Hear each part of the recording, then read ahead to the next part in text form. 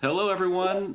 Welcome in. I am so happy that you've taken time out of your day for this webinar on balancing security and access and knowledge management. My name is David Flach. I am Senior Marketing Manager here at Bloomfire. And today we have a really great session lined up for you with Dan Stradtman, as many of you may know, is the CMO at Bloomfire, and Sabrina Aucello, who is the FVP and Director of Training at Dime Community Bank. And we have a lot of valuable insights that Dan and Sabrina are going to get to over the next 30 minutes or so. The format for today will be just a discussion between Dan and Sabrina, and we do welcome your questions throughout that discussion. So please do take advantage of the Q&A module just to the side of me there, and we'll try to dedicate some time at the end to address those questions. And if we don't, we will try to follow up with you afterwards if we don't have time to get to all those questions. So please don't hold back. Okay, I'm excited to get started and learn some more from Dan and Sabrina. So Dan, I'll turn things over to you and disappear until the Q&A. Thank you, David, for that intro. As always, welcome everyone to our webinar. We're extraordinarily excited to have Sabrina here. We love having Dime Community Bank as a customer. And today, as David mentioned, we're going to be diving into their journey in knowledge management and kind of some of the things they learned as they implemented. And, we'll touch on security and access and how that plays into Dime Community Bank's knowledge management program, especially being in a regulated industry like they're in. So let's start. Sabrina, you've had a long and very successful career at Dime Community Bank. Maybe give us a little bit of Dime Community Bank's history and then your role in the company. Sure. Thank you, Dan. Thank you all who are joined us today. So Dime Community Bank, we have been serving the New York community since 1864. The company has grown over 60 locations across New York and employs over 900 employees, I should say. In 2021, we completed a merger of equals with Bridgehampton National Bank, also known as B&D Bank, which expanded our New York footprint as well as our balance sheet. When I started with the company, we were 150 employees, 14 branches. So to say I've seen and been a part of growth is an understatement. Through my tenure, we have had 3 acquisitions and the merger, being the most recent in 2021. But I started my journey in the banking sector 27 years ago. Majority of my banking career was actually on the retail branch side of banking, where I managed multiple markets. And then it was about 10 years ago, I was given the opportunity to take over our training department. And while it was a bit of a change, I found I was still doing what I loved, and that was helping others. Today, I'm the Director of Training. Just celebrated my 17th year anniversary about a week ago. And as Director of Training, I'm responsible for the overseeing, administrating of the bank's knowledge management application, our intranet, regulatory requirements, to name a few. But today's session about knowledge management, really came close because this has been a big challenge that we undertook, I want to say back in 2021, and continue to enhance upon each day. No, first off, just phenomenal career, and being able to spend almost 20 years at any organization now is a feat in its own. So I applaud you. And obviously, you've got a lot of hats there to wear, right? You've got training, you've got knowledge management, and some of the other requirements around regulations. Talk to me about that moment in 2021 or even a little earlier where you said, you know what, we actually have to undertake knowledge management in a different way. And, obviously if you can talk about, as you're going through that kind of impetus for change, how did you think about security? How did you think about access as part of that opportunity? So I want to say, 2021 was the most recent merger. So we constantly talk about, and I think back to that. But when I really, think and do a deep dive, we went through 3 acquisitions before we got to that merger. So between that, a merger, you can just imagine the challenges that, were laid upon us. Employees dreaded finding information. So it was policies, procedures. They lived in software that was slow, hard to use. Some folks, put that information on their desktops, unable for others to access. If you didn't know the specific title of a procedure to find, it was like finding a needle in a haystack. So, and come 2021, merger just complicated this, adding even more knowledge to sort and find. So it was at this time we needed to really think about, how are we going to organize this? How are we going to manage all of this mess of content that we had everywhere? So we needed to overhaul our knowledge base, try making our legacy software work, but after reevaluating the time it would take, the overall dissatisfaction with the legacy tool, we opted to search for a new management application. As we talk about security, which I'll speak more to, that obviously has a huge impact in what we choose, and how that does get vetted. But we needed to find a structured, reliable information knowledge management application that wouldn't fill all our users with an angst. We needed to make sure that we had something that was reliable, all users can go to, and be happy using the application. No, that's great.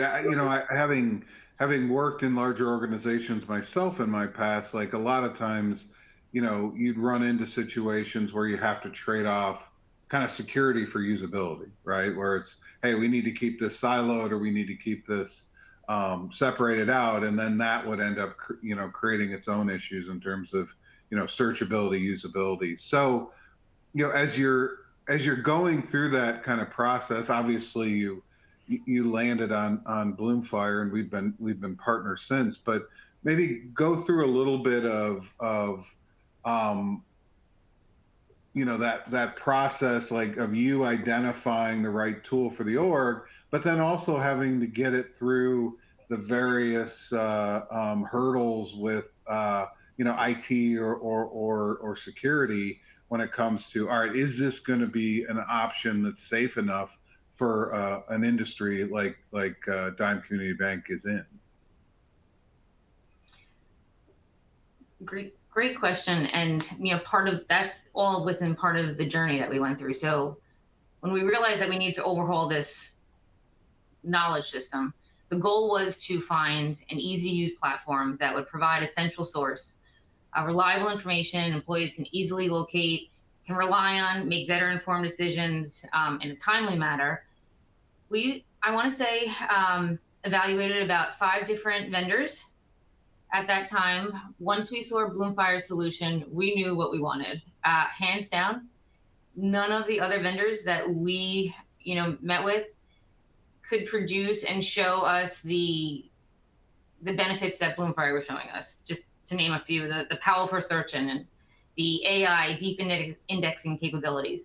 And this was all prior to what Bloomfire just launched this past year in regard to, AI. Mm-hmm. And it was in 2021 that I always would call it like the Google-like search engine. To just put something in and be able to find it at your fingertips was a huge benefit for us. So I made a decision at the time to move forward with Bloomfire, which then moved the process along to our vendor selection, which then goes to our vendor management team to be vetted. This vetting includes a deep dive assessment performed in collaboration with our information security team to ensure all business continuity, disaster recovery requirements are met. So obviously, Bloomfire came in, met all the security protocols that we needed. And that's where we are today. But as we look at security and in vet, our vendor management team does the vetting on the vendor side. Then as we look at meeting like specific needs of different business areas, when we talk maybe a bit more about the application, there's a feature called groups. So groups within the community allow us to have private content that is only privy to that specific audience. So thanks for that. You know, as we think about double clicking a little bit deeper, and even like from a strategy standpoint, because we definitely see a lot of customers, you know, having similar needs in that space, right? Similar processes. But, you know, if we move on kind of the customized access, and you started to touch on it a little bit with group, how do you, you know, one of the things we talk to knowledge managers about is just what is that right level or appropriate level of access for different roles in a company, right? And you know, when I was an administrator of it, I kind of had a wide open view of things, and other customers, you know, want the ability to kind of dial in different levels of access for different people. Like, how do you approach kind of base level access strategy as you think about the people who are using this system? Do you have an approach when it comes to that? We do have an approach. We actually refer to it as the principle of least privilege access control. So by default, all employees of this system are learners.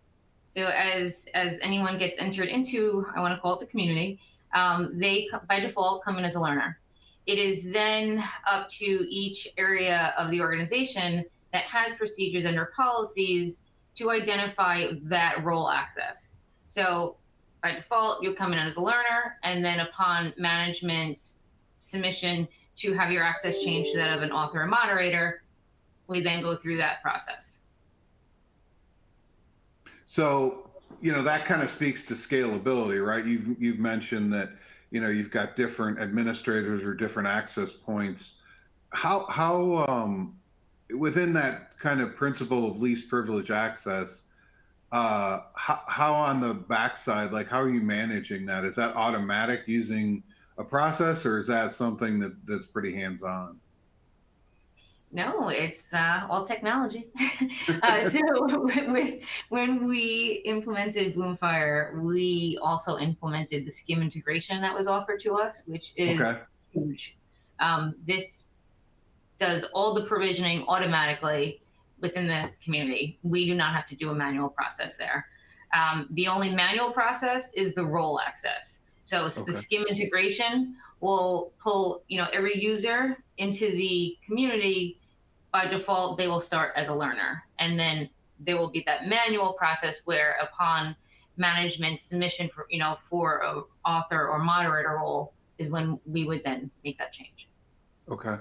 And when we met beforehand to talk a little bit, you mentioned, hey, now that we've got this in place, we're actually looking at some other optionality to scale this secure platform into other uses. So, you know, we've talked about different, you know, teams or even different use cases like intranet. Maybe talk a little bit about how any specific challenges you've run into as you've tried to scale, and or any things that surprised you or created new opportunities?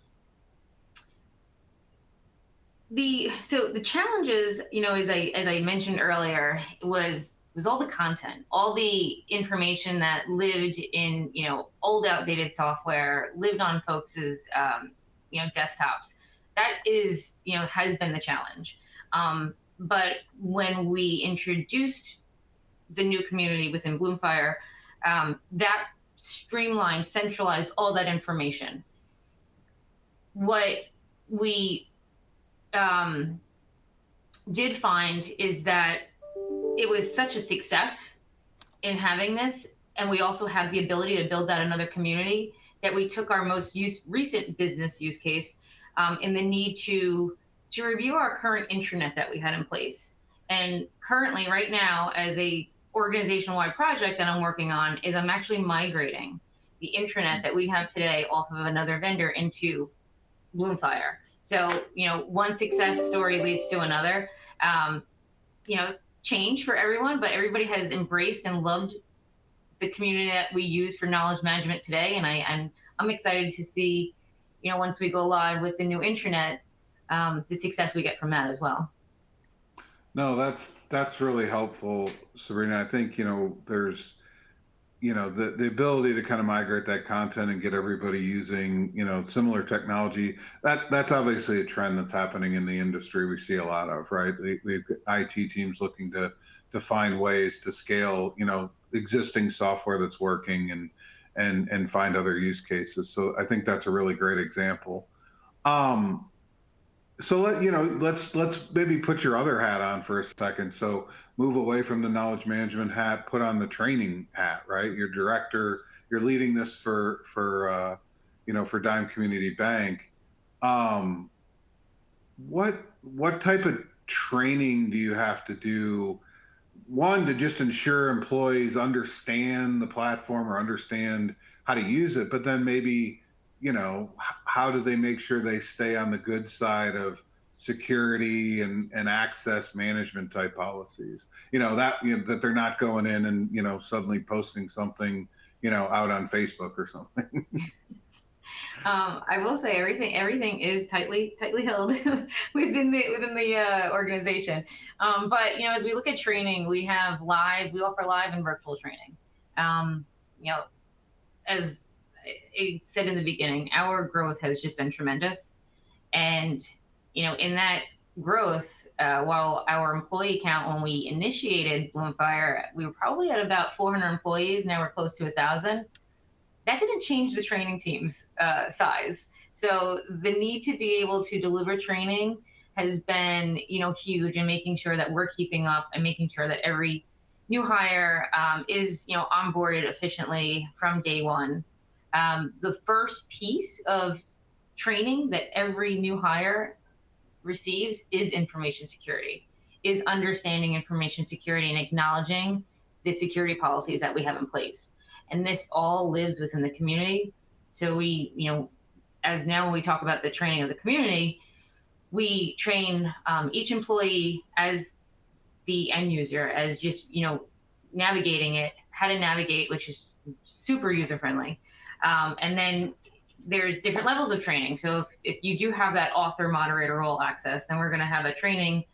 One, there's content out there that will help you, guide you through it if you're more of a self-paced learner or you want to do it yourself. But then we also, like I said, have that, a lot of times virtual, just because we are spread so far now that it's easier just to jump on a Teams call and walk somebody through the training. Gotcha. Okay. And, are you having to kind of weigh that all on your own shoulders, or are you getting support from either other parts of the business or us, right? Like what's been most helpful in those ways? Support. Oh my gosh.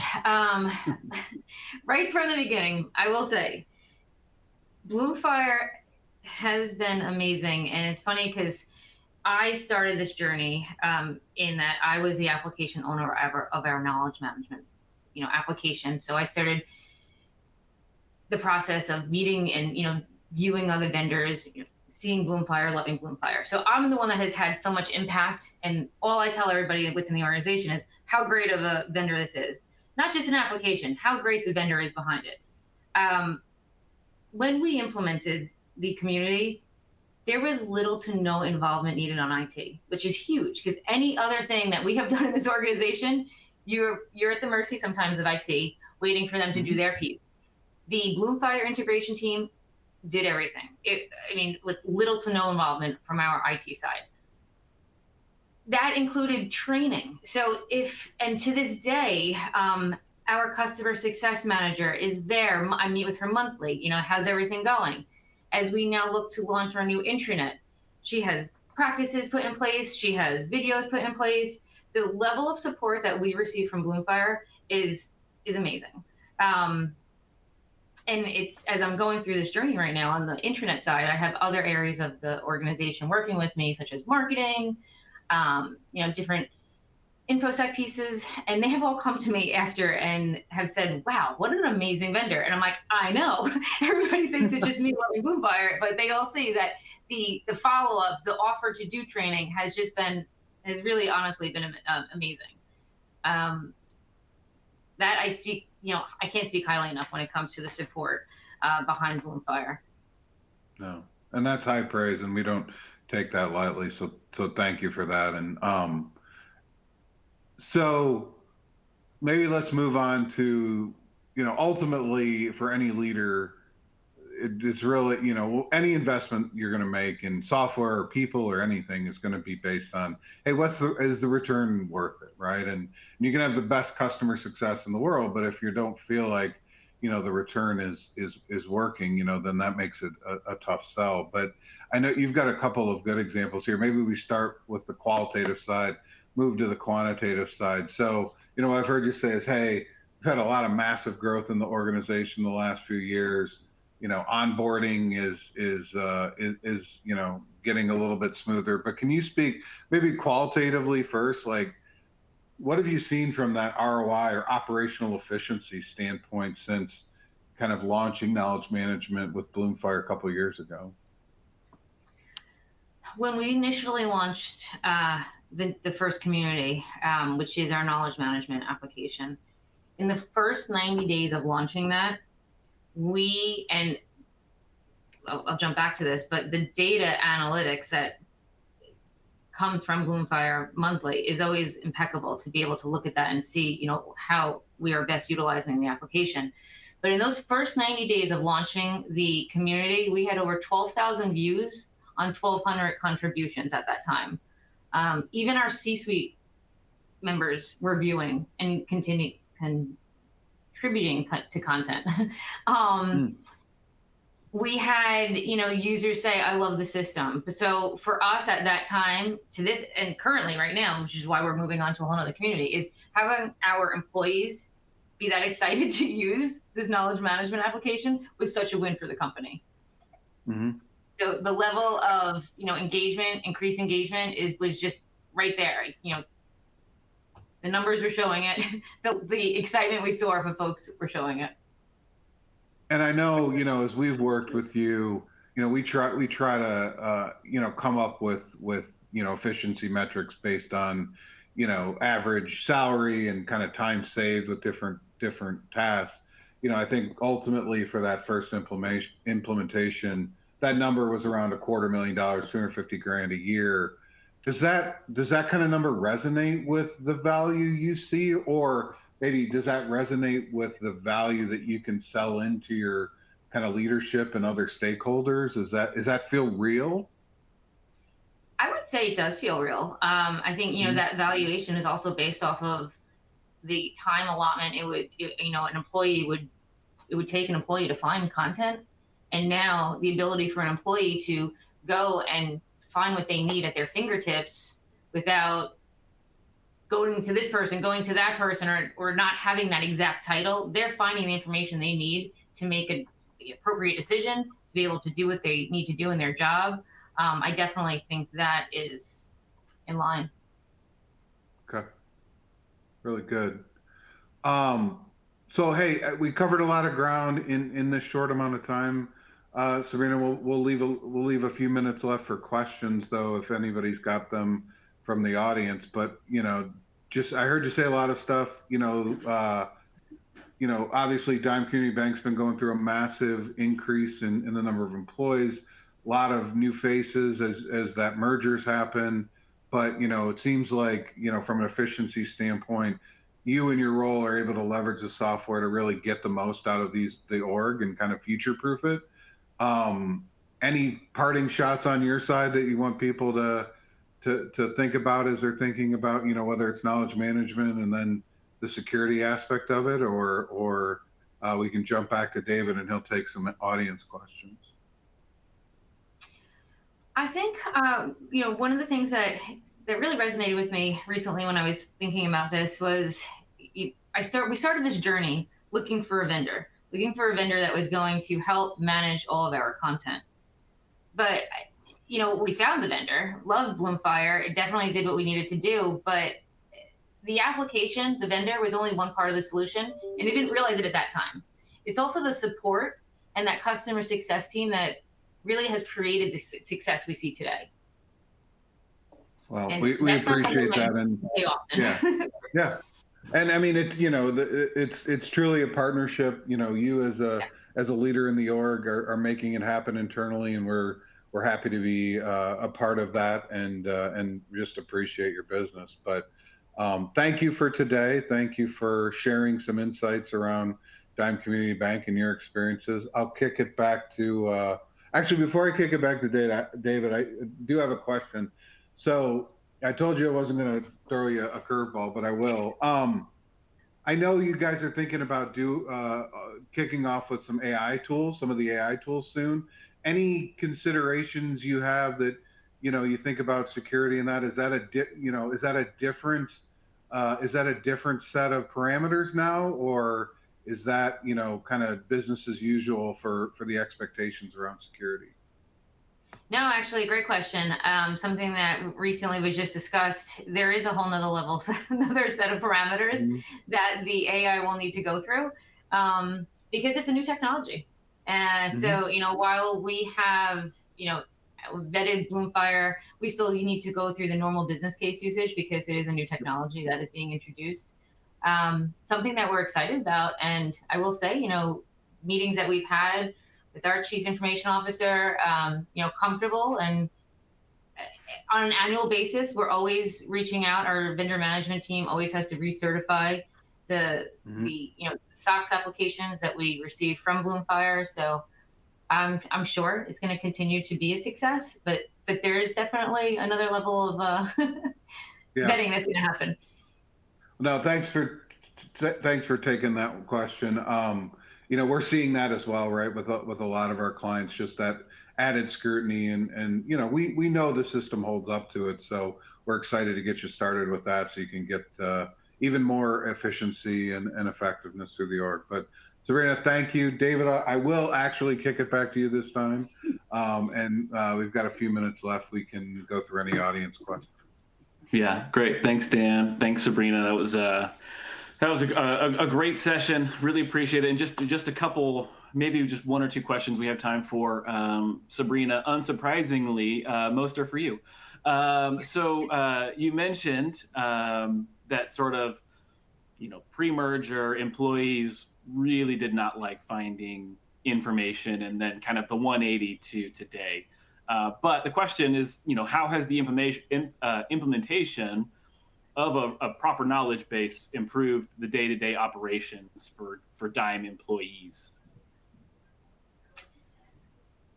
Employees can better do their jobs, knowing that they can find the content that they need, right at their fingertips, as I mentioned earlier. And one of the things I actually didn't mention when we talk about kind of like in the training piece is that the system has the ability to, when you do find, if there's a piece of content that you rely on, you can bookmark that or you can follow it. So anytime that does get changed, if there's an update to a procedure policy, it's going to alert you right away. So that's giving them the information they need and being able to do their job effectively. Yeah, great. Love that. Okay, I think one last one when we have you, maybe one more minute. So you touched on this previously, and I think myself and our other attendees are just curious to learn a little more. But what strategies or programs have you found to be effective in training employees on security and access management, or just how to find the knowledge they need? So, like, how do you kind of keep them engaged to kind of keep learning and keep evolving how they find the information that they need to do their jobs? I would say we keep the employees updated on the latest, access management practices, policies, by leveraging the community's homepage, highlighting the most important topics. Again, encouraging them to follow key contributions, bookmark them, but utilizing that homepage to communicate that. Great, love that. Okay, I know we're right at the bottom of the hour, so again, Dan, Sabrina, thank you so much for the time. Thank you for all the valuable insights. For the rest of us, we have recorded this. You will see this in your inbox within a couple of hours, and we'll follow up again via email with another link. So again, thank you so much, Dan, Sabrina. Really, really appreciate the time, and look forward to catching up again in the very near future. Thanks, everybody. Thank you. David.